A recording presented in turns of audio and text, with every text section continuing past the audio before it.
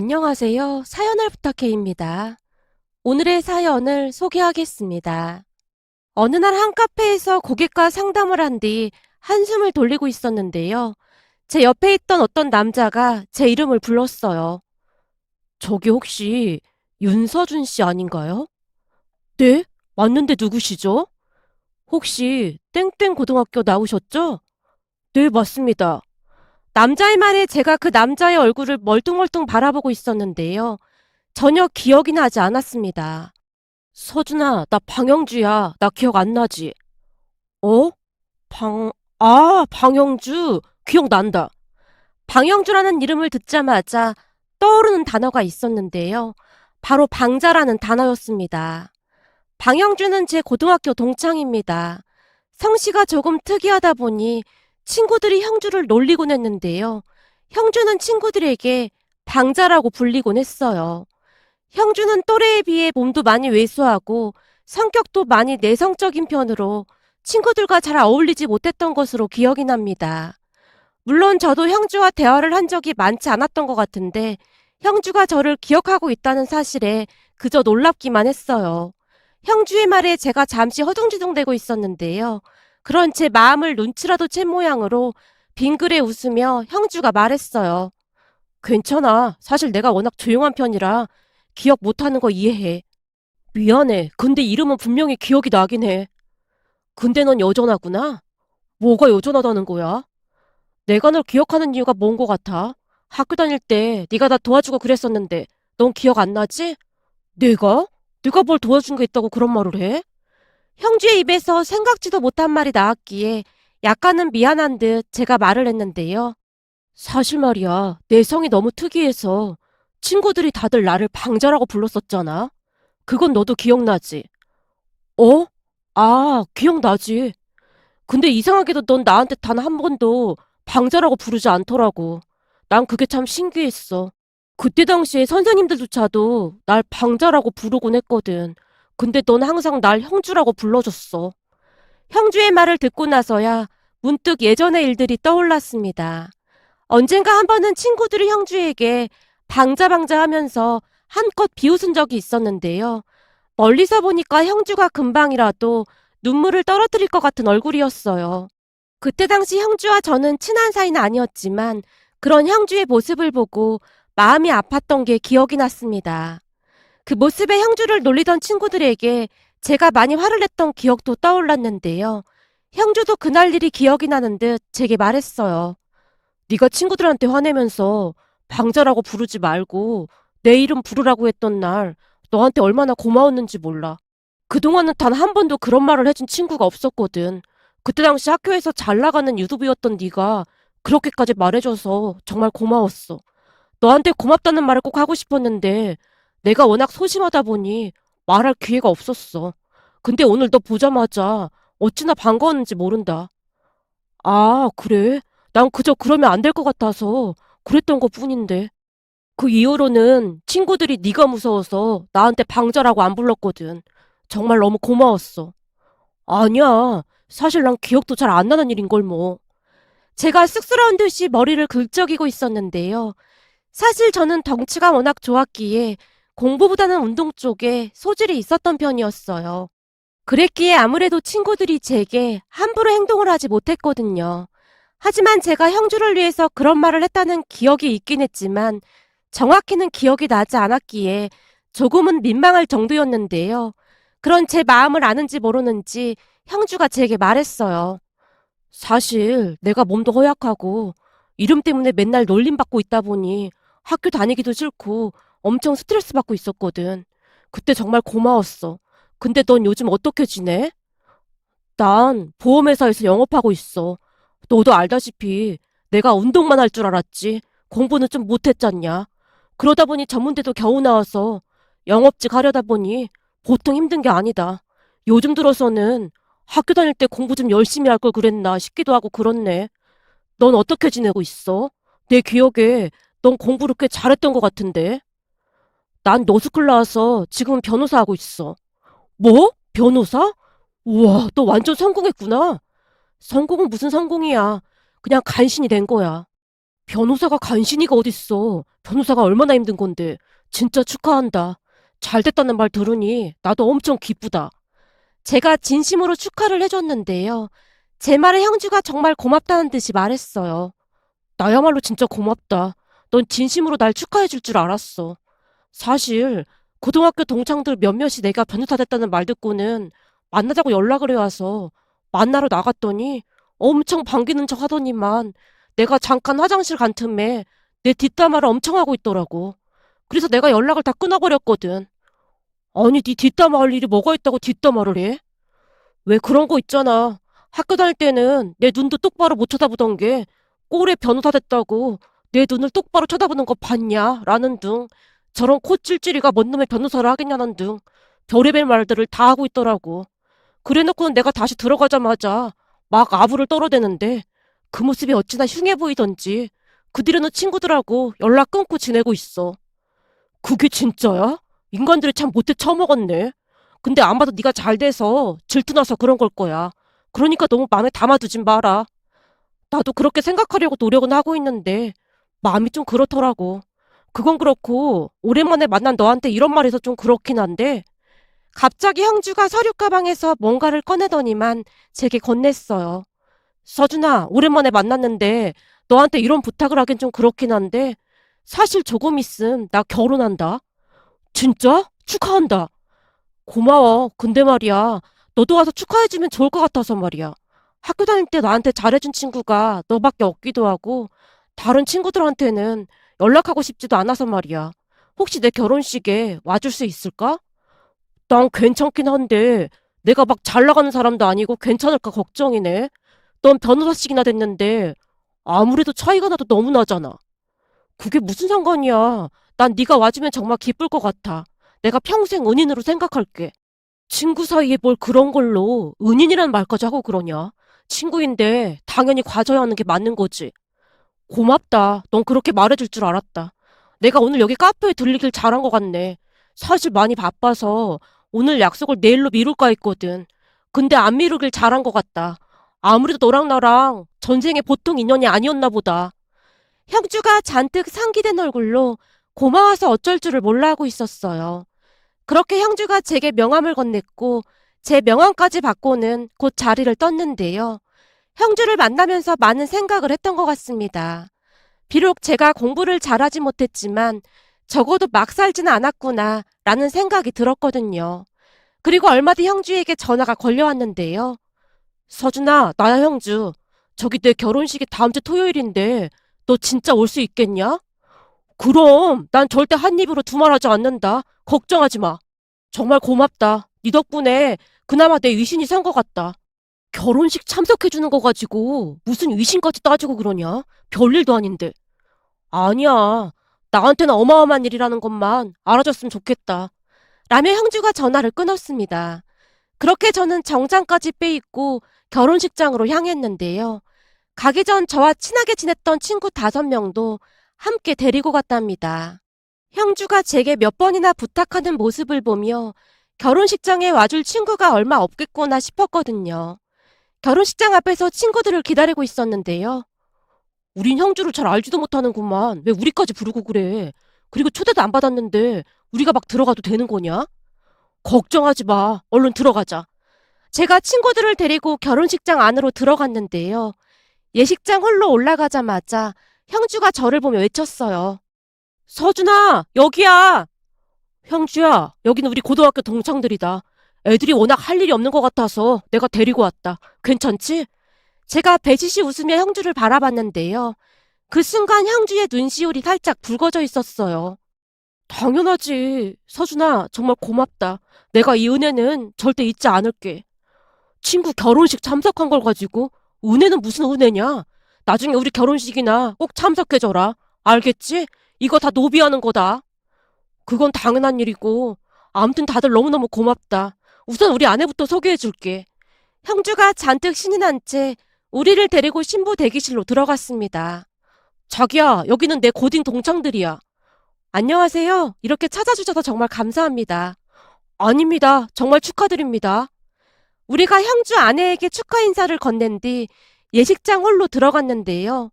제 예상대로 신부 측 사람들은 어마어마하게 많았던 반면에 신랑 측은 조금은 초라해 보였다고 해야 할까요?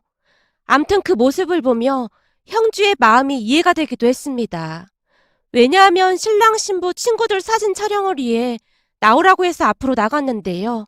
신부 측 친구들은 어마어마하게 많았지만 신랑 측 친구들은 저희를 포함해서 몇 명 되지가 않았습니다. 형주 부모님조차도 우리 손을 붙잡고 몇 번이나 감사 인사를 했거든요. 그렇게 형주는 무사히 결혼식을 올렸습니다. 결혼식이 끝나고도 형주가 제게 고맙다는 인사를 몇 번이나 했는지 모르겠네요. 그러다 어느 날 퇴근을 하려고 준비하고 있었는데요. 형주에게 전화가 걸려왔어요. 서준아, 나야. 잘 지냈지? 혹시 말이야, 이번 주 주말에 시간 괜찮아? 이번 주 주말에? 시간은 괜찮은데 무슨 일 있는 거야? 아니, 그런 게 아니라 우리 아내가 너를 집으로 초대하고 싶다고 해서 말이야. 나를? 재수씨 불편하게 뭘 그렇게까지 해. 아니야. 우리 아내가 너무 고맙다고 너를 꼭 초대하고 싶대. 내 결혼식에 왔던 친구들도 다 데리고 와도 되니까 다들 굶고 와라. 우리 아내가 단단히 준비할 거라고 했거든. 형주의 목소리가 춤을 추고 있었어요. 그렇게 얼마 뒤 친구들과 함께 형준의 집으로 갔는데요. 신혼집을 보고는 우리 모두 놀라서 기절할 뻔했답니다. 아파트가 어마어마하게 고급 아파트였거든요. 뭐야, 완전 고급 아파트인데? 결혼식장도 어마어마하던데 집도 완전 장난 아니네. 그러게, 형주 완전 성공했나 보다. 사실 처음에는 잘 알지도 못하는 동창 결혼식에 왜 가야 하나 싶었는데 그런 생각했다는 게 좀 민망하다. 나한테도 이렇게 잘 나가는 친구가 있다는 게 무지 뿌듯하네. 어느새 친구들의 표정이 많이 달라져 있었어요. 우리가 초인종을 누르자 형주와 아내가 반갑게 맞아줬는데요. 집 안으로 들어가서 차려진 상을 보니 먹음직스러운 음식들이 가득했습니다. 거기다 신혼여행 중에 우리 선물까지 사가지고 왔다며 형주가 우리에게 고급 양주를 한 병씩 주기도 했어요. 얼떨결에 선물까지 받은 친구들 입이 귀에 걸려 있었는데요. 기분이 좋아진 친구들과 형주가 신이 나서 대화를 하고 있었어요. 그러던 와중에 형주 아내가 저만 따로 불러서는 제게 말했어요. 저기 서준 씨, 정말 감사해요. 서준 씨 덕분에 우리 남편 표정이 많이 달라졌어요. 제가 한 게 뭐가 있다고요? 아니에요. 사실은 결혼식 전에 남편이 친구가 한 명도 안 올 것 같다면서 하객 대행업체를 불러야 하나 하는 걱정까지 하고 있었거든요. 근데 서준 씨를 만나고 나서부터 얼굴 표정이 바뀌었어요. 정말이지 너무너무 감사해서 꼭 감사 인사 드리고 싶었어요. 친구인데 당연한 거죠. 그리고 학교 다닐 때도 서준 씨가 우리 남편을 많이 도와줬다고 들었습니다. 아닙니다. 제가 도와준 게 뭐가 있다고요. 너무 그러시니까 제가 쑥스럽네요. 아니에요. 이 은혜는 절대 잊지 않겠습니다. 형주 아내가 제게 고맙다는 인사를 했는데요. 그 모습을 보며 형주가 아내를 정말 잘 만났구나 하는 생각마저 들었답니다. 그리고 그때부터 제 인생이 조금씩 바뀌게 되었는데요. 서준아, 우리 아내랑 내가 생명보험이었거든? 그래서 너한테 들고 싶은데 괜찮겠냐? 뭐? 생명보험? 근데 진짜 생명보험이 없는 거 맞아? 혹시 나 실적 올려주려고 그런 건 아니야? 아니거든. 그동안은 딱히 믿고 맡길 사람이 없어서 못 들고 있었거든. 근데 네가 보험회사 다닌다고 하니까 우리 아내가 같이 들자고 해서 말이야. 거기다 내가 일하고 있는 법무법인 직원들도 보험을 들고 싶다고 하는데 언제 한번 시간 내서 와줄래? 형주야, 나 도와주려고 그런 거라면 안 그래도 된다. 너 대체 무슨 소리라는 거냐? 진짜 필요해서 드는 거야. 나중에 혹시 무슨 사고라도 나면 네가 잘 알아서 처리해 줄 거잖아. 내 친한 친구가 보험일 하고 있다고 하니까 다들 소개해달라고 난리도 아니다. 우리 와이프 변호사 사무실 직원들도 보험 필요한 사람들이 꽤 있는 것 같더라고. 암튼 가능한 날짜 나한테 미리 말해줘. 알았지? 형주의 말에 제가 알았다고 대답을 한 채 전화를 끊었어요. 사실 그동안은 보험회사를 다니고 있긴 했지만 실적이 좋지 않아서 그만둬야 하나 고민이 이만저만이 아니었는데요. 그런 와중에 형주의 전화는 마치 담비와도 같은 소식이었다고 해야 할까요? 그 뒤부터 제 삶은 180도로 변하게 되었는데요. 정신을 차릴 틈도 없이 여기저기서 전화가 걸려오기 시작했거든요. 덕분에 저는 단숨에 보험왕 자리까지 차지한 채 회사 내에서 유명 인사가 되어 있었어요. 어느 날은 제가 형주와 저녁 약속을 하고 참치횟집으로 갔습니다. 형주야, 진짜 고맙다. 요즘 네 덕분에 먹고 살고 있는 것 같아. 너한테 너무 고맙고 미안하고 그렇다. 고맙긴 뭐가 고맙냐? 내가 소개는 해줬지만 그 사람들 그렇게 만만한 사람들 아니다. 근데 네가 워낙 잘 상담해주고 그런다고 다들 칭찬하더라고. 역시 내가 친구 하나는 잘 뒀다니까. 누가 그런 말을 하더라. 소중한 친구 한 명만 있어도 성공한 인생을 산 거라고 말이야. 난 너한테 그런 친구이고 싶다. 넌 진짜 멋진 친구야. 네가 내 친구라는 게 얼마나 자랑스러운지 모르겠다. 아니다. 나야말로 네가 나를 그렇게 생각해주니 진짜 너무 고맙다. 그렇게 우리는 시간 가는 줄 모르고 즐거운 시간을 보냈습니다. 그 뒤에도 제 전화는 불이 날 정도였는데요. 이 보험이라는 게 진짜 신기하기만 하더라고요. 제게 만족한 고객들이 또 다른 분들에게 저를 소개하고 또 소개하고 하면서 실적이 하루가 다르게 늘어가고 있었거든요. 제가 돈을 벌자마자 가장 먼저 했던 일이 있었는데요. 우리 부모님 건강검진부터 해드렸습니다. 그동안은 사는 게 워낙 팍팍했으니 제대로 된 건강검진을 받아본 적이 없던 부모님이었기에 유명 대학병원에 예약을 했다고 하자 걱정스레 제게 물었어요. 서준아, 내가 듣자하니 그 병원이 그렇게 비싼 병원이라고 하던데 뭐하러 그런 데로 했어? 우린 그냥 작은 병원에서 해도 충분한데. 엄마, 요즘 엄마들 잘 나가니까 아무 걱정하지도 마. 요즘은 말이야, 건강이 제일 중요한 시대야. 돈 있는 사람들은 다들 건강관리부터 한다고 하잖아. 이제부턴 내가 엄마 아버지 건강 책임질 테니까 아무 걱정도 하지 마. 그래도 너무 비싸 보여서 걱정인 거지. 그 상황이 도무지 믿어지지 않는다는 듯한 표정으로 엄마가 말했어요. 하지만 두 분도 기분이 좋긴 좋은 모양으로 금세 얼굴이 밝아져 있었습니다. 그런데 운명이라는 것이 정말 있긴 있는 것일까요? 그날 건강검진을 통해서 두 분 다 대장에 많은 용종이 발견되었고 제거를 한 뒤에 입원까지 하게 되었는데요. 용종수가 너무 많아서 혹시 몰라 입원을 해야 한다고 했거든요. 의사 상담 때 들은 얘기로는 검진을 조금만 더 늦게 했더라면 큰일 날 뻔했다는 말까지 들었는데요. 두 분 다 용종수도 수인데 크기도 많이 컸다고 했거든요. 그 말을 듣는데 어찌나 가슴이 아프던지 콧등이 시큰해질 정도였습니다. 부모님이 그 지경이었음에도 신경 쓰지 못했던 것이 너무나 죄송스럽기만 했거든요. 그런데 두 분이 입원했다는 소식을 들은 형주가 다음날 아내와 함께 부모님이 입원한 병원으로 과일 바구니까지 들고 찾아왔답니다.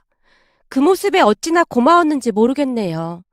그렇게 형주와 저는 시간이 지나면 지날수록 둘도 없는 친구 사이가 되어갔습니다. 그러던 어느 날 기가 막힌 일이 일어났는데요.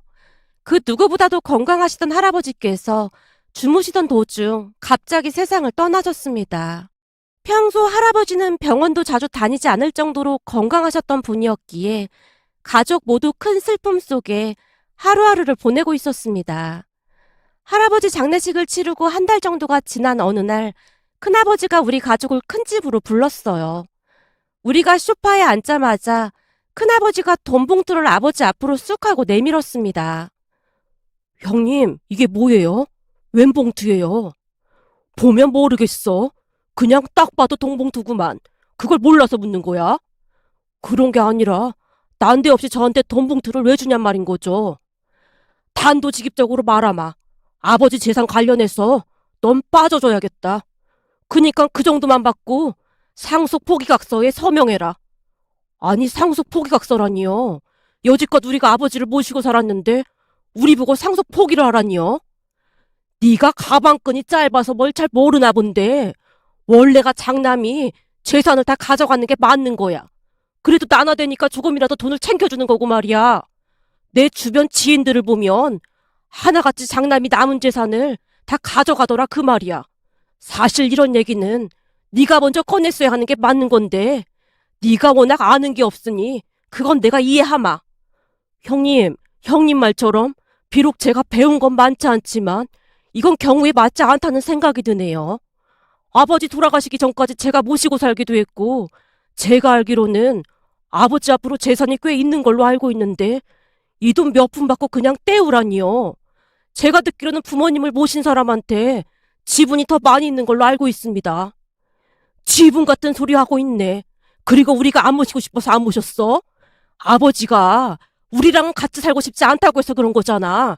그걸 왜 우리한테 그래? 따지고 싶으면 돌아가신 아버지한테 따져.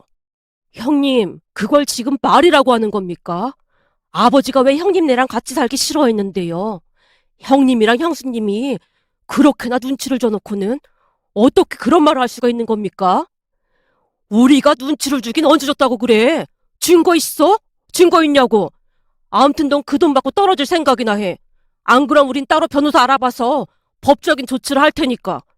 근데 형제끼리 시끄럽게 할 거 뭐 있겠냐? 그니까 그거 받고 상속 포기각서에 그냥 서명해. 큰아버지가 계속해서 아버지에게 상속 포기각서에 서명을 하라고 으름장을 놓고 있었고, 아버지가 곤란한 표정으로 긴 한숨을 내쉬고 있었어요. 잠시 큰집 가족들에 대해 말씀드리자면, 큰아버지부터 사촌형들까지 가족 모두가 공무원입니다. 공부를 꽤 잘하던 사촌형들에 비해 저는 공부를 못하는 편이었는데요.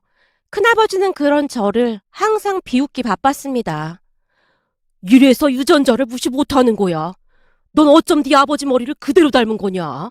네 사촌 형들 좀 봐라. 날 닮아서 공부를 엄청 잘하잖냐? 돈도 안 되는 운동만 주구장창 하고 있으니 너도 나중에 먹고 살기 참 힘들겠다. 네 아버지도 평생 그러고 살고 있잖냐? 아버지는 그런 큰아버지의 말에 어떠한 대꾸도 하지 못한 채 눈치만 볼 뿐이었는데요. 당신이 많이 배우지 못했다는 것에 대한 자격지심이 워낙 컸기에 항상 잔뜩 움츠러든 채 큰아버지의 말에 어떠한 대꾸도 못했거든요. 그리고 그런 아버지의 모습을 고스란히 보고 자랐던 저 역시도 큰집 가족들에게 항상 주눅이 들어 있었습니다. 하지만 그날 상속 포기각서에 서명을 하라고 하는 큰아버지의 모습을 보며 악마 같다는 생각마저 들었어요. 한마디로 큰아버지는 사람이 아니라 그냥 악마구나 하는 생각마저 들었거든요. 그랬기에 제가 아버지를 말렸습니다. 아버지, 서명하지 마세요. 제가 알기로는 아버지한테도 엄연히 지분이 있는 걸로 알고 있거든요. 아마도 아버지가 할아버지를 모시고 살아서 지분이 더 크면 컸지 절대 덜하진 않을 거예요. 네가 뭘 안다고 어른들 말하는데 끼어들어? 역시 공부 못하는 것들이 예의도 없다는 말에 딱 맞는 말이야. 아주 진리라니까. 큰아버지가 저를 있는 대로 노려보며 소리치고 있었지만 제가 들은 척도 하지 않은 채 부모님을 모시고 밖으로 나오고 있었는데요. 니들 어디가? 이 돈 가지고 가란 말이야. 라며 큰아버지가 우리 등 뒤에 돈 봉투를 냅다 던지고 있었어요. 그쯤에서 큰아버지가 악마보다 더한 사람임을 확신했던 것 같네요. 그 뒤 저는 친구 형주를 찾아가서 자초지종을 말한 채 도움을 요청했습니다. 큰아버지가 장남이라고 재산을 다 가져가는 것 자체가 말이 안 되는 거잖아? 당연하지. 법이 왜 있는 건데 그런 거 막으려고 있는 거 아니겠냐? 내가 알아서 잘 해결할 테니까 아무 걱정하지 말고 있어. 넌 나한테 아버님 전화번호는 알려주고 가. 형주의 말에 아버지 전화번호를 알려주고는 그곳을 나왔어요. 그렇게 며칠이나 지났을까요? 어느 날 아버지가 잔뜩 상기된 목소리로 제게 전화를 했습니다. 서준아, 내가 오늘 형주 덕분에 10년 묵은 채증이 싹 다 내려갔다. 네? 그게 무슨 말씀이세요? 네가 친구 하나는 기가 막히게 잘 뒀다 그 말이야. 라며 아버지가 신이 난 채 그날 있었던 일들을 자세히 이야기하기 시작했습니다. 사실 며칠 전에 형주가 아버지께 전화를 해서 말을 하기를 큰아버지와 함께 형주네 변호사 사무실로 꼭 오라고 당부를 했다고 하네요. 형주의 말을 듣고 아버지가 당장 큰 집으로 찾아갔다는데요. 큰아버지가 아버지를 보며 냉랭하지만 혹시나 하는 듯한 표정으로 묻더랍니다. 왜? 상속 포기각서 쓰러 온 거냐? 그게 아니라 그때 우리가 형님한테 좀 함부로한 것 같아서 식사 대접이나 하면서 사과드릴까 해서요. 그래? 그럼 상속 포기각서에 서명하겠다 그 말인 거지? 우선은 식사부터 하면서 차근차근 얘기해보자고요. 라며 아버지가 큰아버지를 데리고 밖으로 나와서는 식당으로 가는 척하면서 형준의 변호사 사무실로 들어갔다고 합니다. 아니 밥 먹으러 간다면서 여긴 왜 온 거야? 식사하기 전에 제가 볼 일이 있어서 잠깐만 들렀다 가려고요. 아버지가 큰아버지의 팔을 억지로 잡아 끌어서는 형준의 사무실로 들어갔다고 하네요. 아버지가 오실 걸 미리 알고 있던 형주가 기다렸다는 듯이 문 앞으로 달려가서는 우리 아버지께 90도로 허리 숙여 인사를 했다네요. 그 모습에 기분이 좋아진 아버지가 어깨에 힘까지 잔뜩 준 채 형주에게 말을 했답니다. 우리 방 변호사 잘 있었는가? 네, 아버님. 아버님도 건강하시죠? 그럼 명절에 보내준 한우 세트도 아주 잘 먹었네. 때마다 뭘 그런 걸 보내주고 그래. 아닙니다. 서준이 아버님이시면 제 아버님이나 다름없는 건데 당연한 거죠. 그리 생각해주니 고맙네. 다른 게 아니라 내가 오늘 찾아온 이유가 있는데 말이야. 여기 우리 형님이 나보고 상속 포기각서를 쓰라고 하는데 내가 뭘 아는 게 있어야지. 그래서 방 변호사한테 물어보려고 찾아왔네. 형님, 여기 방 변호사가 우리 서준이랑 둘도 없는 친구 사이입니다. 다른 변호사 알아볼 것도 없이 우리 방 변호사한테 물어보면 다 해결될 겁니다. 뭐? 서준이한테 변호사 친구가 다 있었어? 아니, 보험팔이 주제에 어떻게 변호사 친구가 있을 수 있어? 그때까지도 큰아버지가 비아냥대며 말을 하고 있었다는데요. 곧 형주가 큰아버지 앞에서 재산 상속에 대해 정확히 명시했다고 합니다. 잘 들으셨죠? 앞으로는 제가 우리 아버님 변호사니까 하신 말씀 있으시면 저한테 하시면 됩니다. 큰아버님도 다른 변호사분 알아보신다고 들었습니다. 변호사 알아보시면 제 전화번호 전달해 주시고 저한테 연락하라고 하시면 됩니다. 그런데 이런 건 그냥 답이 나와 있는 거라 변호사 비용만 나갈 것 같긴 한데 아무튼 변호사 알아보시면 연락 주시죠. 평소 우리 아버지를 하찮게 생각한 채 재산을 꿀꺽하려던 큰아버지가 크게 놀란 건 말할 것도 없었다는데요. 그동안 계속 당하고 살았는데 그날 사색이 된 채 서 있는 네 큰아버지 얼굴을 보니 10년 묵은 채증이 내려가는 것 같더구나. 세상 살다 보니 나한테도 이런 날이 다 오네 그래. 아버지는 그날 큰아버지의 표정을 절대로 잊을 수가 없다고 말하곤 했어요. 그 뒤 큰아버지의 입에서는 더 이상 상속 포기각서라는 말이 나오지 않게 되었고 할아버지 재산을 법대로 나눠 가질 수 있었습니다. 형주가 워낙 일처리를 꼼꼼하게 한 터라 우리 아버지가 재산을 더 많이 가져올 수 있었는데요. 그동안 할아버지를 모시고 산 부분에 대해 큰아버지가 억지로 인정을 했다고 하네요. 그렇게 우리는 큰집 가족들과 완전히 연을 끊고 살고 있답니다. 평생토록 우리 아버지를 무시만 하던 큰아버지가 먼저 연을 끊어버렸거든요. 짧은 시간에 많은 일들을 겪으며 이래서 사람은 항상 바르게 살아야 한다는 것을 다시 한번 깨닫게 되었답니다. 지금도 형주와 저는 둘도 없는 친구 사이인데요. 이제부터는 형주에게 받은 은혜를 갚으며 살아갈 생각입니다. 오늘의 사연은 여기까지였습니다. 즐겁게 보셨다면 구독, 좋아요 부탁드립니다. 고맙습니다.